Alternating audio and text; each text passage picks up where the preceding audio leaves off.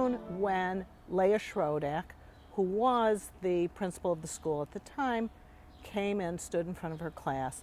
We all stood and we sang Hatikva, and I noticed that she was sobbing as if somebody had died. She was crying so heavily. And after we sang Hatikva, she told us the reason, that it was the Six-Day War, it had just ended, and that we had recaptured Jerusalem. And for her, that was such a important event, and it made such an impression on me. And then the singing of Hatikva was never the same again.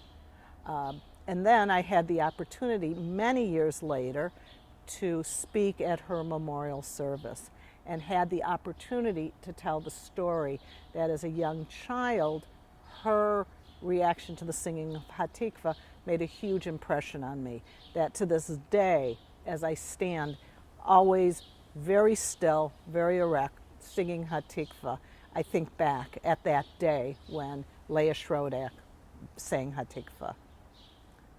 I was there in '73, where, from everything I understand from after '67, the country was elated, and it was like David and Goliath. In '73, living in Israel, and then the Yom Kippur War.